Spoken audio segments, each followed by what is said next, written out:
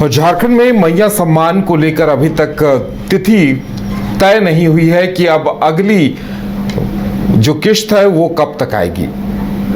इंतजार इस बात का हो रहा है कि सीएम हेमंत सोरेन विदेश दौरे पर हैं। जब वो विदेश दौरे से लौट कर आएंगे तब मैया सम्मान की अगली किश्त महिलाओं को मिलेगी। लेकिन आंगनबाड़ी सेविकाएं महिलाओं से अब कुछ पैसे रजिस्ट्रेशन कराने के नाम पर या उनका क्लियर कराने के नाम पर कुछ पैसे भी ले रही हैं, इस तरह की जानकारी भी सामने आ रही है। और इसे लेकर महिलाओं में काफी आक्रोश भी है, क्योंकि कई महिलाओं को जो जनवरी फरवरी मार्च की राशि मिली है वो राशि भी कई महिलाओं को नहीं मिल पाई है। उन्हें इंतजार था कि अब जब अप्रैल की राशि जब आएगी तब उन्हें पैसे मिलेंगे, जब अप्रैल में अगली किस्त आएगी तब उन्हें पैसे मिलेंगे, लेकिन अभी तक ऐसा होता हुआ दिखाई नहीं दिया है और महिलाएं कहीं न कहीं निराश हो रही हैं। वहीं उनसे ये तमाम चीजें क्लियर कराने के नाम पर या रजिस्ट्रेशन कराने के नाम पर आंगनबाड़ी सेविकाओं की तरफ से कुछ वसूली की बात भी सामने आई है। ज्यादा जानकारी के लिए इस वक्त हमारे साथ हमारी सहयोगी करिश्मा है।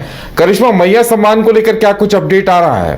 जो देखिए, मैया सम्मान योजना को लेकर कई जो महिलाएं हैं अब तक परेशान हैं, क्योंकि उनका कहना है कि आखिर जो सम्मान राशि के तौर पर उन्हें हर महीने पैसे मिल रहे थे वो कब मिलेंगे। साथ ही साथ वो भी महिलाएं परेशान हैं जिनके खाते में 3 महीने के सम्मान राशि के तौर पर 7500 नहीं आए हैं। देखिए, यहाँ पर सरकार की ओर से ये कहा गया था कि एक साथ जो महिलाओं के खाते में 7500 के साथ साथ जो अप्रैल महीने का किस्त है वो नहीं आया है, तो एक साथ 10,000 सम्मान राशि के तौर पर पहुंचेंगे। लेकिन सवाल ये उठ रहे हैं उदय कि आखिर अब तक मैया सम्मान योजना की राशि क्यों नहीं महिलाओं के खाते में पहुंच रही है। फिलहाल मुख्यमंत्री हेमंत सोरेन 11 सदस्यीय टीम के साथ विदेश दौरे पर है और यह माना जा रहा है कि जब मुख्यमंत्री हेमंत सोरेन विदेश से वापस लौटेंगे तो तमाम महिलाओं के खाते में यहां पर सम्मान राशि के तौर पर पैसे भेजे जा सकते हैं। सूत्रों के हवाले से ये जो जानकारी है वो फिलहाल प्राप्त हो रही है।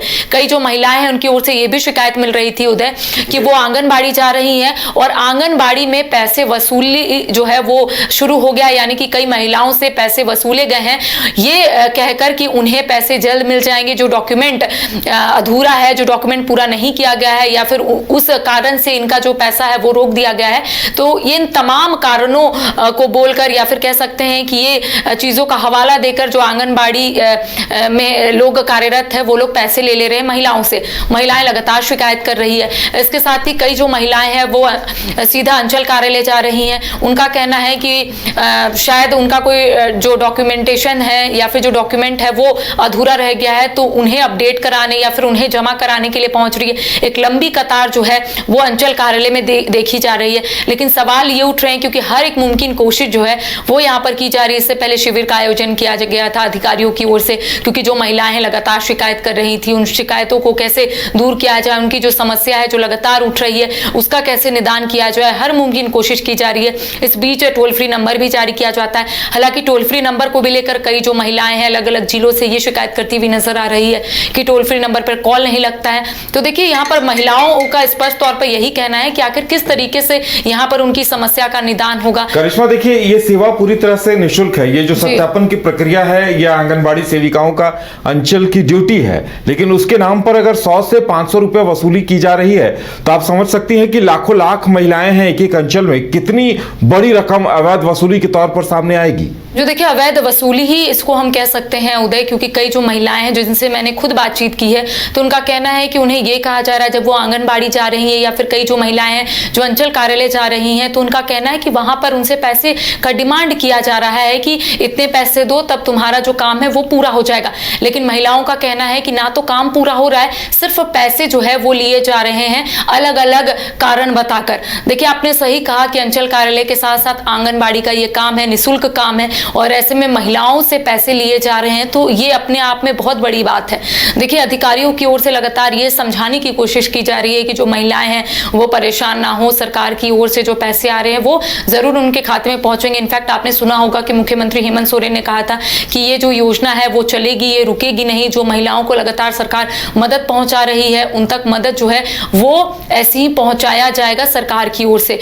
महिलाओं का कहना है कि महिलाओं को सशक्त बनाने के लिए या फिर महिलाओं के उत्थान उत्थान के लिए सरकार की ओर से ये योजना बनाई गई है, लेकिन अब वही महिलाएं शिकायत कर रही हैं कि आखिर हमारे खाते में पैसे क्यों नहीं आ रहे। कई जो महिलाएं, उनका कहना है कि हम लोगों ने तो सोच लिया था कि इसी पैसे से अपने बच्चों को पढ़ाएंगे, इसी पैसे से घर चलाएंगे, लेकिन सरकार एक बार देती है, दूसरे महीने नहीं देती, तीसरे महीने नहीं देती है। कई जो महिलाएं हैं उनके 3 महीने से अकाउंट में पैसे नहीं आए हैं। तो ऐसे में महिलाओं का कहना है कि अब हम लोग क्या करें, सरकार की ओर से वादे किए गए थे।